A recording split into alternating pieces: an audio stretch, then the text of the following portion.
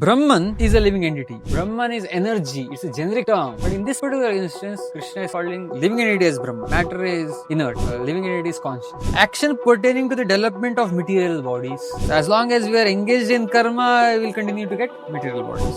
So, Radhanath Swami Maharaj, he explains in his memoir, The Journey Home, how he spends an entire day at Manikarnika Ghat just observing during his youth when he was out on a spiritual quest. He was just 19-20 years old. He explains his realizations seeing dead bodies burnt at Manikarnika Ghat. And he says, very nicely, he says that the first thing that gets burnt is what? When a dead body is burnt, what is the first thing that gets burnt? Ego. It's the hair. See, if you observe the modern day world, how superficial it is. The hair industry is like $1 billion industry. Everything that you ever put your entire life into, it's all taken away, and it's very traumatic. But if I say theoretically that your home just got burglarized, what is the first thing that will come to your mind? The first thing that will come to your mind is something that is most invaluable for you.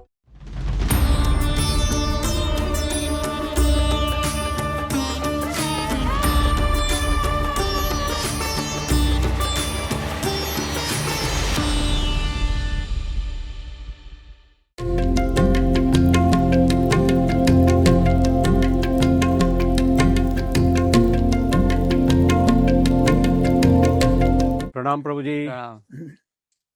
So we ended chapter 7 with the suspense. You said Adhibhutam, Adhipranayam, those 4 things you mentioned. I can't pronounce them very easily.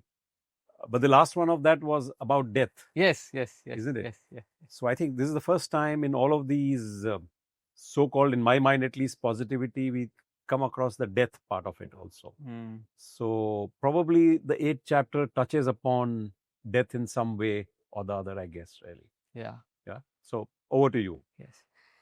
See, at the end of the 7th chapter, Krishna, he brings up certain terminologies, and Arjuna is wanting clarifications on these now.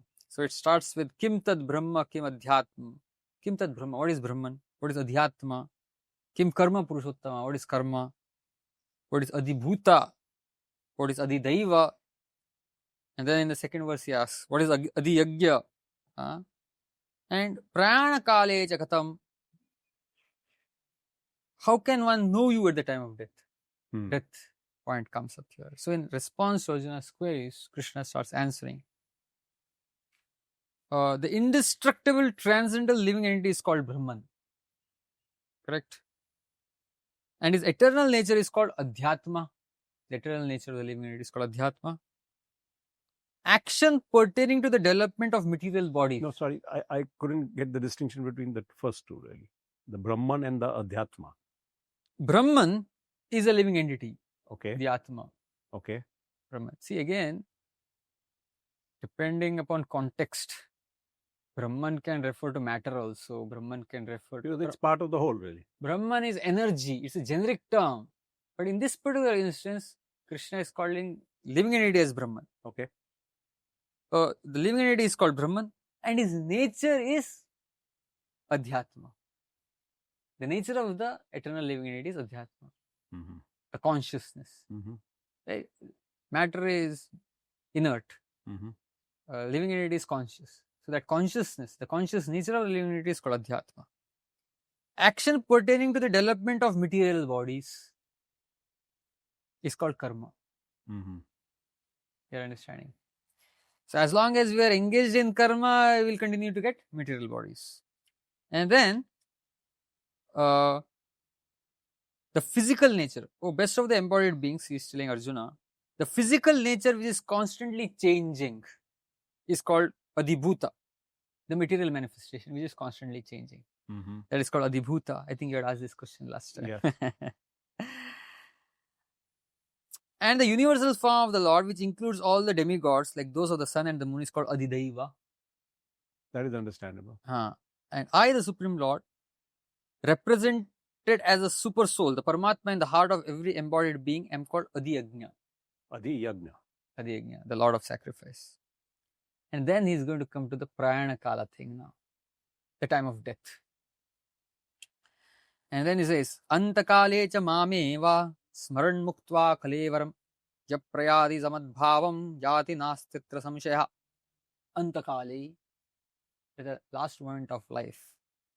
Mameva. If a person thinks about me alone, about Shri Krishna alone, Antakaleja Mameva Smaran Muktva, remembering Shri Krishna, if one leaves this body, Yaprayadi Samadbhavam. At once such a person will attain me.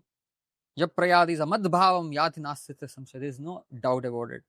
Whoever at the end of his life quits his body, remembering me alone, at once attains my nature. Of this there is no doubt.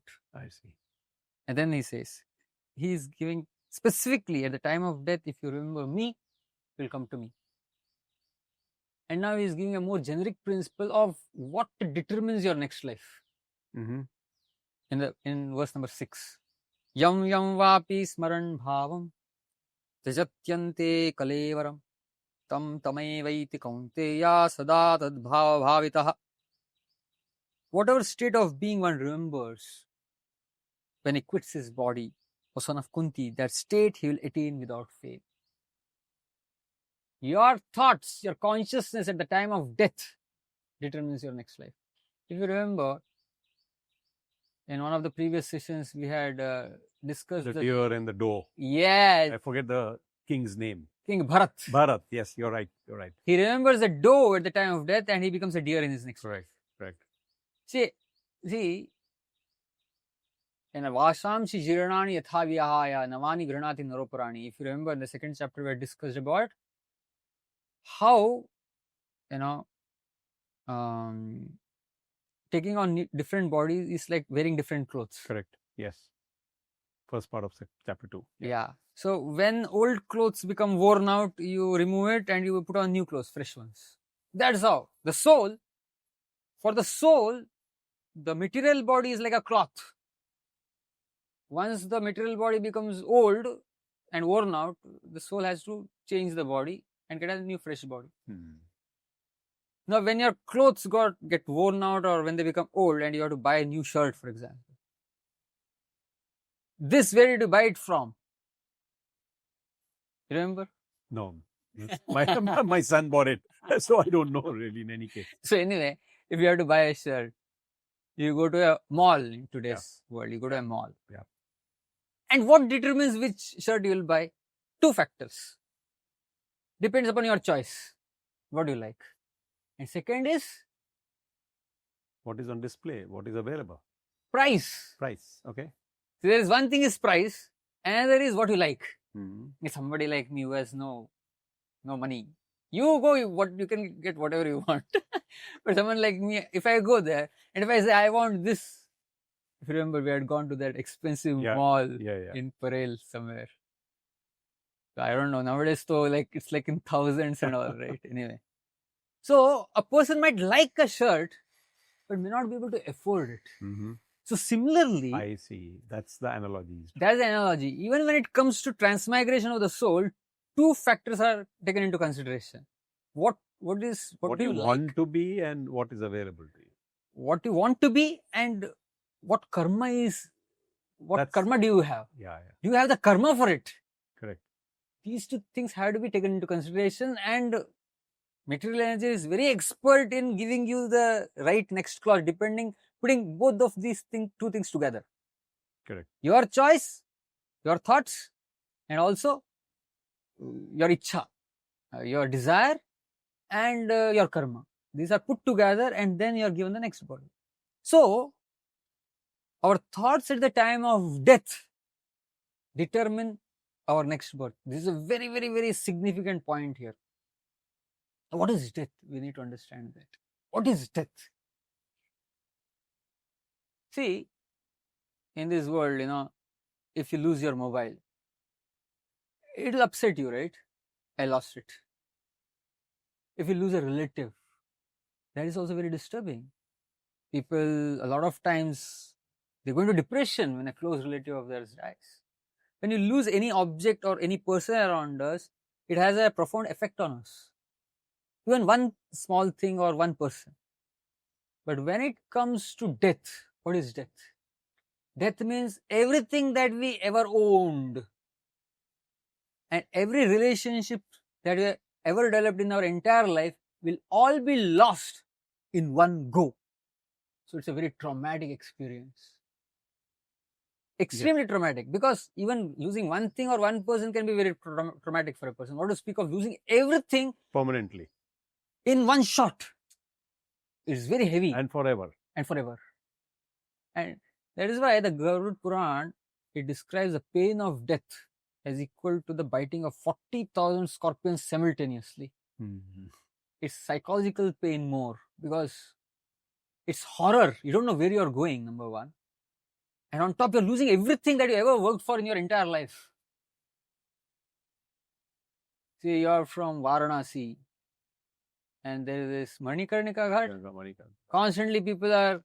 Yeah. So, Radhanath Swami Maharaj, he explains in his memoir, The Journey Home, how he spends an entire day at Manikarnika Ghat just observing, during his youth when he was out on a spiritual quest. He was just 19, 20 years old. And he explains his realizations, seeing dead bodies burnt at Manikarnika Ghat. And he says, very nicely, he says that the first thing that gets burnt is what? When a dead body is burnt, what is the first thing that gets burnt? Everything is over. Ego. It's the hair. Oh, I see. Okay. Char. You mean material? Yeah. Char. The first thing, see, if you observe the modern day world, how superficial it is. The hair industry is like $1 billion industry. Shampoo, this, that, cream, oil, all put together is $1 billion. And people... First thing to go. It's the first thing to go. We put so much of money into it. People sometimes they put hair dye and all these things. So much of focus on the hair, but the nature of this world is everything is so temporary. Yeah. So it gets burnt. The first thing is it gets burnt, isn't it? So death is something. Everything that you ever put your entire life into, it's all taken away, and it's very traumatic. And when you're going through that, if for example, it definitely won't happen. But if I say, theoretically, that your home just got burglarized, what is the first thing that will come to your mind? My valuables. What valuable went? The first thing that will come to your mind is something that is most invaluable for you. Maybe you will ask whether Anitaji is okay or not. Yeah. See, that's the first thing that will come to your mind. See, in your entire home, there could be so many invaluables, but the thing that is most dear to you, that you desire the most, is the first thing that will come to your mind. So at the time of death, when you lose everything, the thing that is most dear to you, that is the thing that will come to your mind. And that is your desire. That is your innermost desire.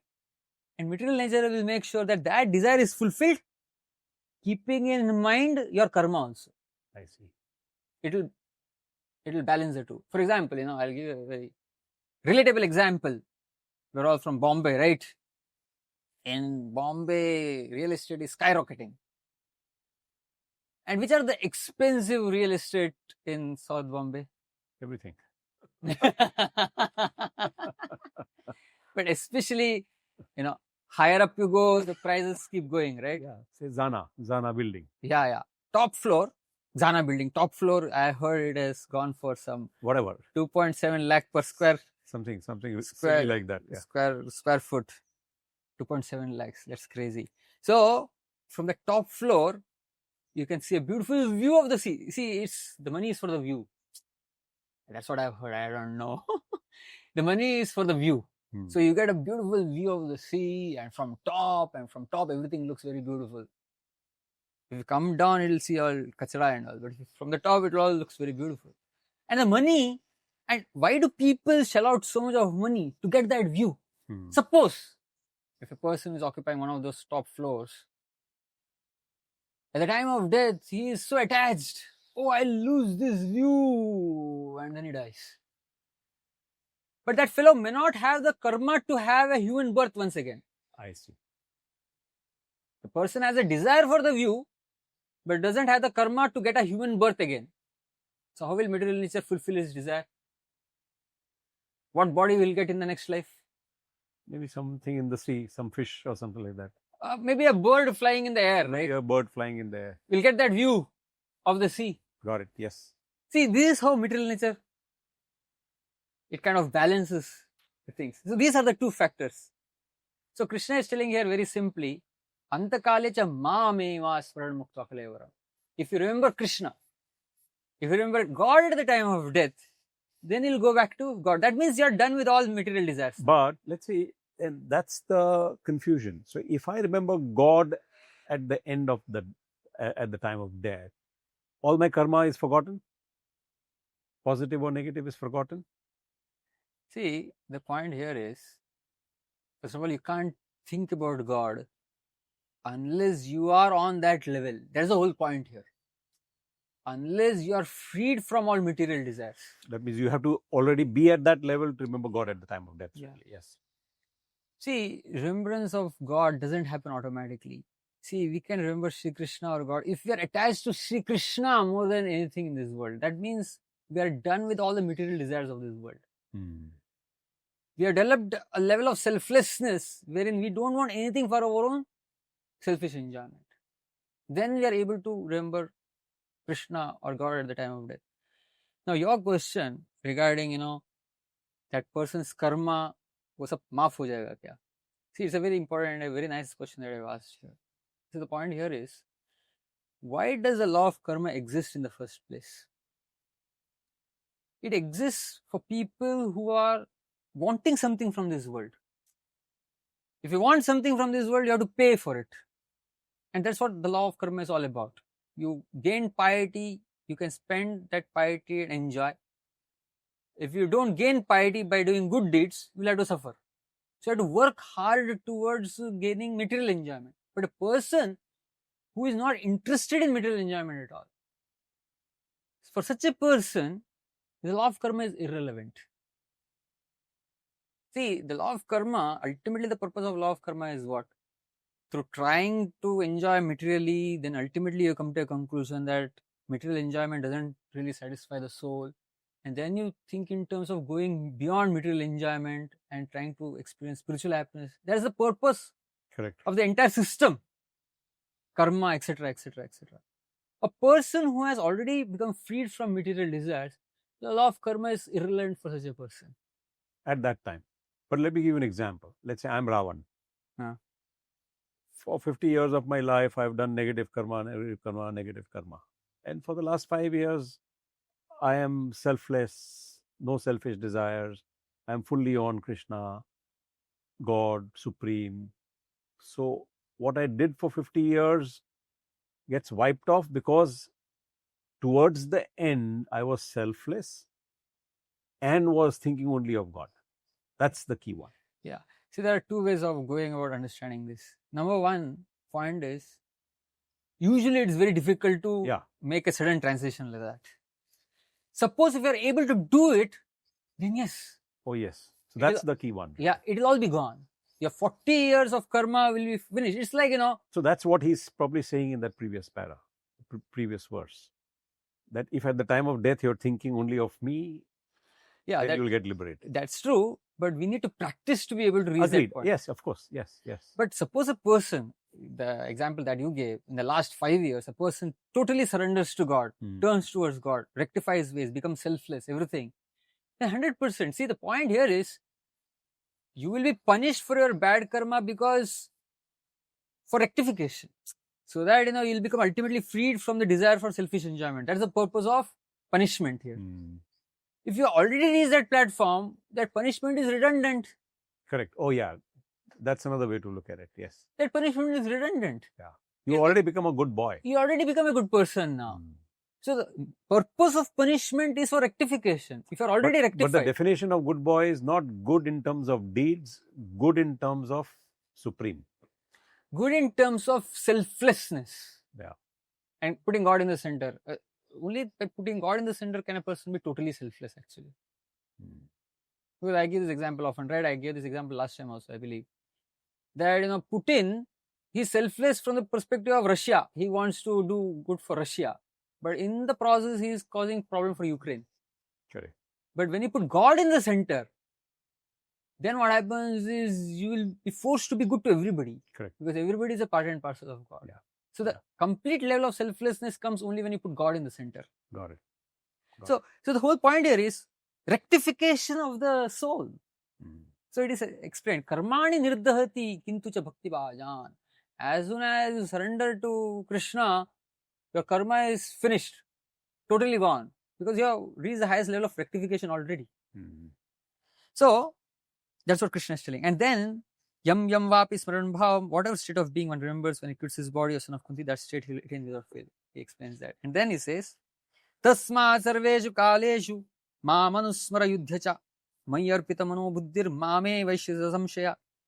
Tasmat sarveshu kaleshu. So Krishna is telling how one can remember him at the time of death. Preparation has to start much earlier. Tasmat, therefore. That's right. You cannot suddenly say, okay, I'm dying in the next 5 minutes, so hey Krishna, hey Krishna. It doesn't work that way. Tasmat sarveshu kaleshu. Always, mam anusmara yudhyacha. Remember me and fight. For Arjuna, the prescribed duty was yuddha, fighting.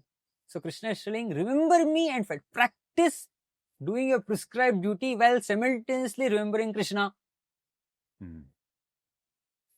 Remember me and fight. If you practice this, may arpita mano buddhir. When you offer arpit, जब आप अपने मन और बुद्धि को मुझे अर्पण करोगे, may arpita mano buddhir, mame vaishyasi asamshaya. You'll come back to me.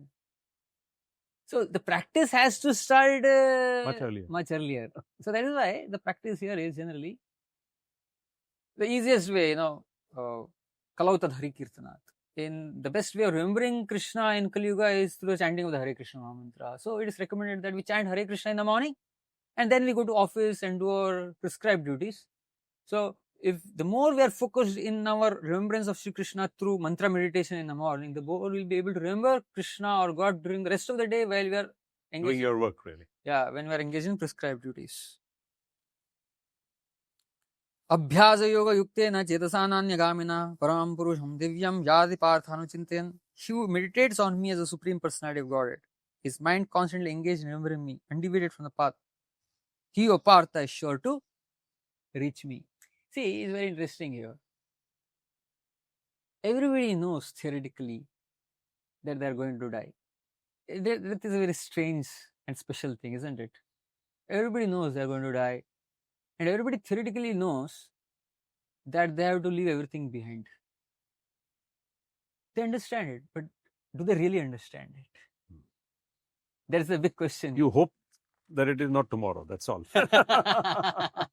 You have time for it. Yeah. See, I often give the analogy of a college scenario here. See, when I was studying my engineering, even in IIT Bombay, we also studied from IIT only, IIT Varanasi. So you also must have had this experience. That my observation is there are three kinds of students. One kind of students, they don't even know who the professor is. They are just there. So maybe they go to 1 or 2 lectures, but they do proxy, they bunk classes. And even at the time of examination, they're bindas. People are all huddled together in rooms, mugging for the next day's end semester papers. But they are bindas. Why? Because, somebody had told that, IIT के अंदर आना हमारा काम था, अभी निकलना उनका काम है. Correct. And they will find a mechanism to push you out. Yeah. So one category of students, they can be compared to people who are in Tamoguna. Correct. So on the face of it, they are fearless of death. Yes. Like these students, on the face of it, they are fearless of the examination, right? But their fearlessness is dependent upon ignorance. Yeah. Ignorance. They're not really thinking in terms of, they're not giving a thought to what will happen next. Consequence. The consequence. Yeah. So a lot of people say, I am fearless of death because they haven't thought deeply about death yet. And so they feel, because they have not given it a deep thought, on the face of it, they are fearless. That is fearlessness, tamoguni fearlessness. Correct. And then there is the next category of students in a college who become aware of the examination once in a while. For example, when there is a mid-semester examination and when the examinations are only 1 month away, suddenly they become aware, oh, exam is there. And then again they forget it. And then again they remember 1 week before the examination. And then they finally remember it 1 day before the examination, and then they do night out. So these are people, this can be compared to people who become aware and are able to grasp the import of death once in a while. Smashan vairagya bolte na. When a relative dies, you go to the crematorium, and you see bodies getting burnt. Then the realization strikes. Suddenly, you come to the realization that, oh my God, life is so temporary. What am I doing? One day, even I'm going to die. All these thoughts come to your mind. But as soon as you come out of the smashan bhumi, you're back to normal. You're back to normal. Those students who become aware of the examinations once in a while. And when they become aware, they become a little fearful. Now, this kind of fear is better than fearlessness in tamoguna or ignorance. So these people who are in rajogun, they become conscious of death once in a while. But then there are sattoguni people who can be compared to those good students who are conscious of the examination every single day. Good students were there. They used to play also. They used to engage in extracurricular activities also. But at the same time, every single day, they used to take out time for studying the examination. And when they take out time every single day for the examination, they are the people who actually crack. Students who become aware of the examination once in a while, even if you do night out one day before the examination, you won't be able to crack. In order to be able to crack, you have to study on a regular basis. See, such students have the best of both worlds. They are good in sports, they are good in extracurricular activities also. At the same time, they are going to come out with flying colors. So these compared to people who are in Sattva-guna. Sattva-guni people, see, Sattva-guna is a level of consciousness or awareness. See, Sattvam sanjayate jnanam. You are more aware, you are more conscious.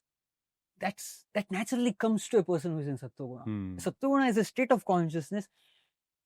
Actually, the higher up you go in Sattva-guna, the more the person is always aware of death every single moment. But because you are aware of death every single moment doesn't mean that you are paranoid. Like this good student is not paranoid about the exam. He's prepared. Correct. He's prepared. That is required. That is why intrinsic part of the spiritual journey is to come to Sattva-guna level. When you come to Sattva-guna level, spirituality becomes a constant journey. You're preparing for death every moment of your life. It becomes part of your normal life. Part of your normal life. And a Sattva-guni person is able to be responsible, is able to balance everything, is having the best of all worlds, is doing the needful in the material life. At the same time, is always preparing for death on a regular basis. Like the student preparing for the examination at every moment. Correct. So this is required. So this will come. That is why spiritual practices should be such that it will help you come to sattva. So they need to be nurtured. They need to be developed. It has to be developed. And in sattva guna, again, the person is fearless of death. But the fearlessness of a tamoguni person and the fearlessness of a sattva-guni person is poles apart. So I think tamoguni fearlessness is what I call temerity.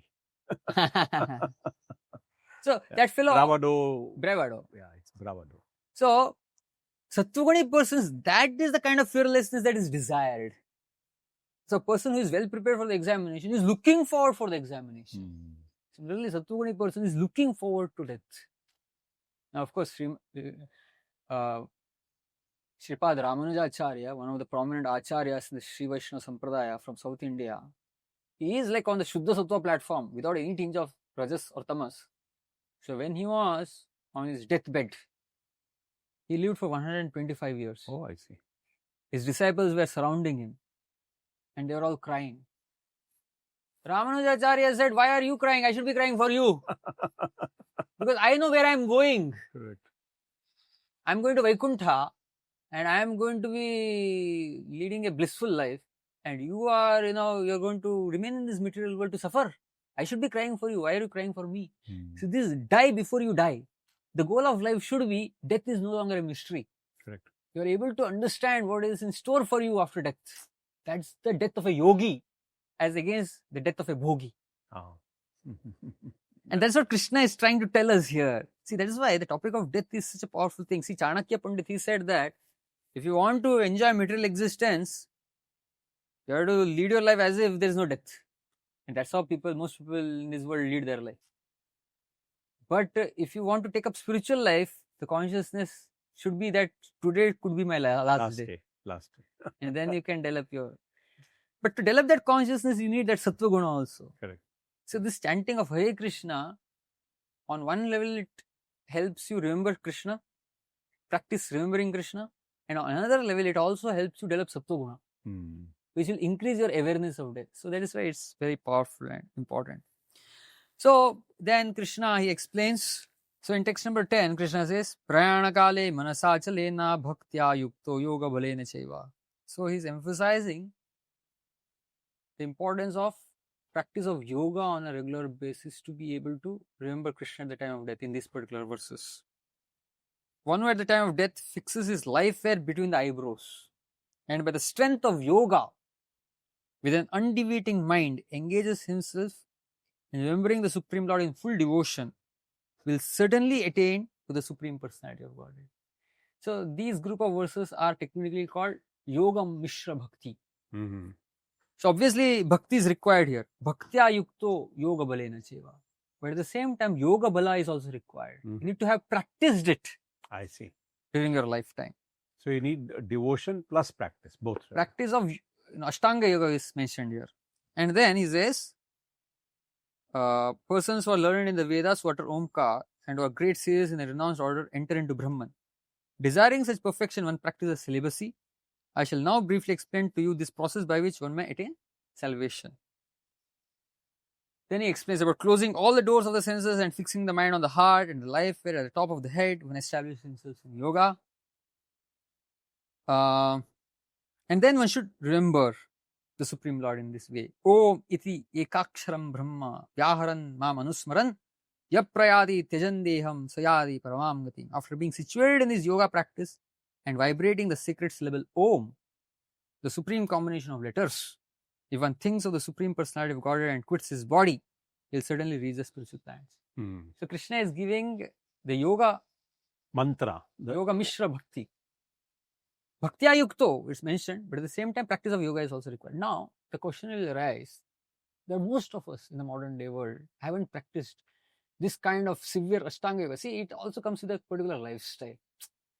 See, people in bygone eras, they used to go to the Gurukul and they used to practice these things from early childhood. And then it is possible to come to a level wherein at the time of death, you can fix, the prana in between the eyebrows and think about Omkar. It's not practical for people who have not practiced yoga all through their life. Correct. For them, Shuddha Bhakti, the process of Shuddha Bhakti is explained in the next verse here. I see. In text number 14. Ananya jeta satatam yomam smrati nityashah tasyaham sulabha partha nitya yuktasya yoginah. It says, Ananya jeta satatam. One who is trying his or her best to surrender to Krishna or God without any deviation. Anya is the other. Ananya cheta. With an undeviating mind, satatam, constantly, on a regular basis. One is trying to fix the mind on Sri Krishna. Yomam smrati nityasha is trying to remember me on a regular basis. Tasyaham sulabha partha. For such a person who is sincerely trying their best to remember me on a regular basis, sulabha, I am very easy to obtain. See, even without all this background of yoga practice, if we simply practice remembering Krishna with devotion on a regular basis, it becomes easier to attain him. This Krishna makes it very clear in this particular verse. Tasyam sulabha partha. Such a person is nitya yogi. He's a constant yogi. Nitya yuktasya yoginaha. The issue really is, Prabhuji, at this stage, if the easy path is just remembering him and chanting him and remembering him, why would you ever try the Ashtanga yoga way in any case, really? See, you know what?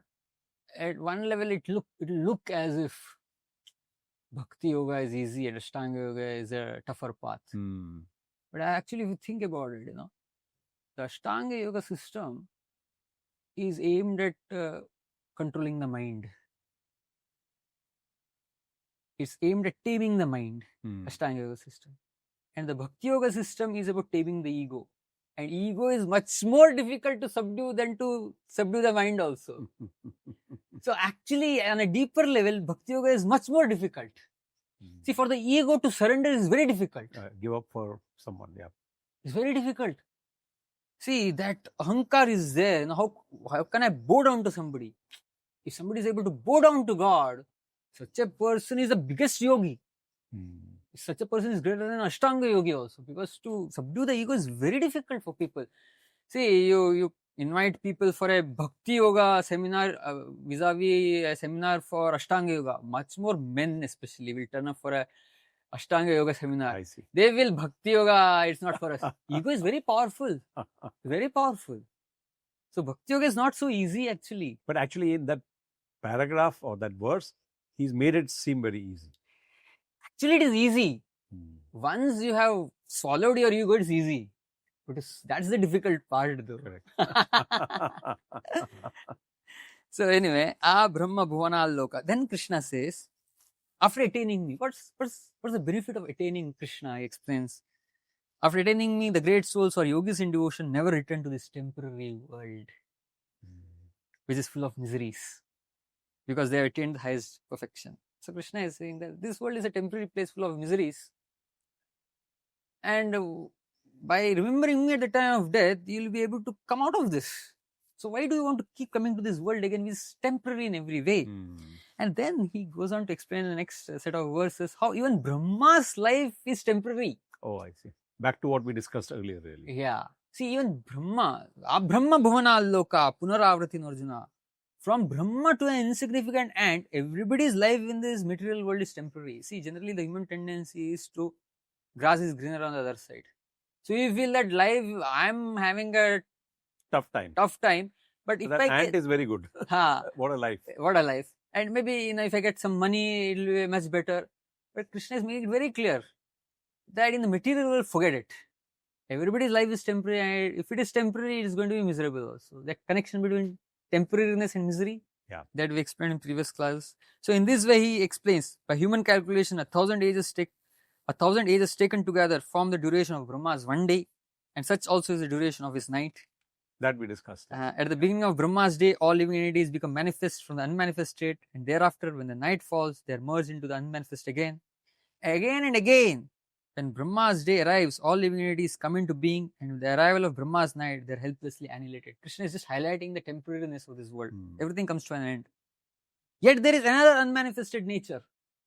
He is luring us towards spiritual life, which is eternal and is transcendental to this manifested and unmanifested matter. It is supreme and is never annihilated.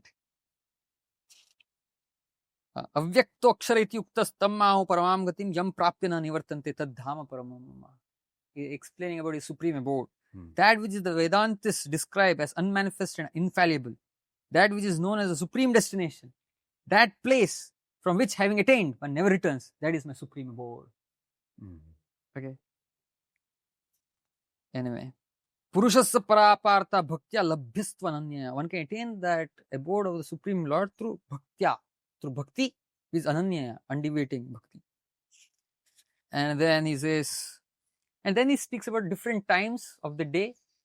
If we pass, we will attain that, and if we die at other times, we will return to the material world. It's a very technical subject matter. See, accomplished yogis, they can decide when they want to leave this world. And to give them direction, Krishna is giving these verses. I see. May not be very relevant for us. For us, really. Okay. So, in the next few verses, he explains about the time of the day, or the mystic who passes away from this world during the smoke, the night, the fortnight of the waning moon, or the 6 months when the sun passes to the south, Uttarayan, reaches the moon planet, but again comes back. So, different times when you leave, what will be your different destination. So, this is for again, Yoga Mishra Bhakti. Highly spiritual and evolved people. Yeah, Yoga Mishra Bhakti, people who are accomplished in yoga, but who depend upon yoga practice for living the body, for those people. And then he ends this chapter. A person who accepts the path of devotional service. If you take to pure bhakti, what is the benefit? A person who accepts the path of devotional service is not bereft of the results derived from studying the Vedas, performing sacrifices, undergoing austerities, giving charity, or pursuing philosophical and fruitive activities. Simply by performing devotional service, he attains all these, and at the end, he reaches the supreme eternal abode. So we will proceed to the 9th chapter next time. Okay, fine. Thank you.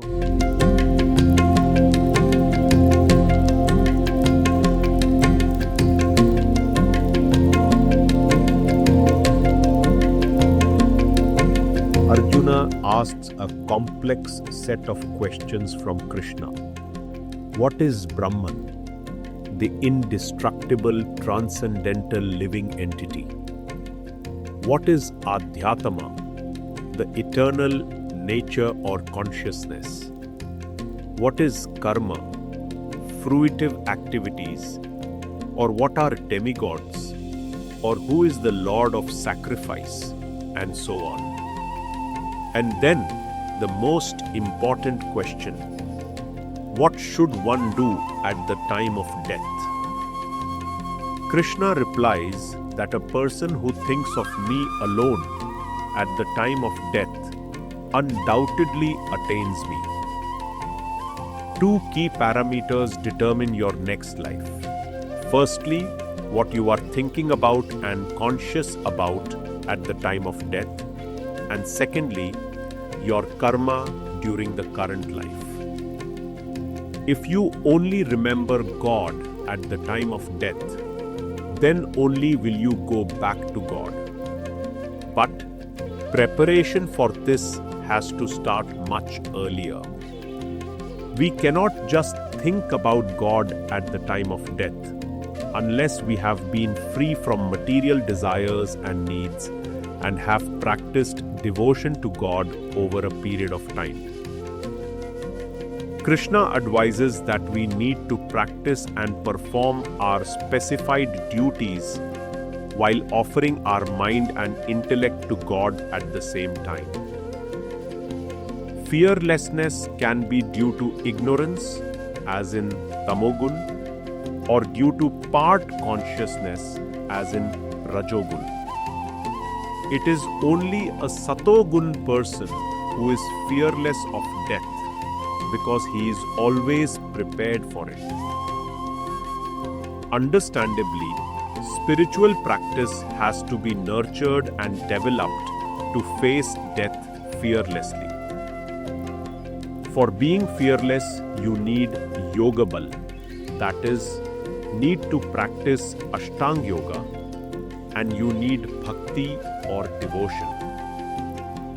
For those who cannot practice, Krishna advises Shuddha Bhakti, which is about constantly, with an undeviating mind, remembering God on a disciplined, regular basis so as to attain God.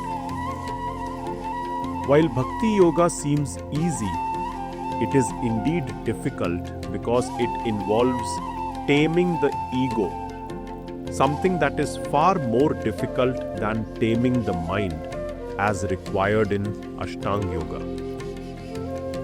And finally, Krishna says that any person who accepts the path of devotional service, that is, pure bhakti, reaches the supreme eternal abode.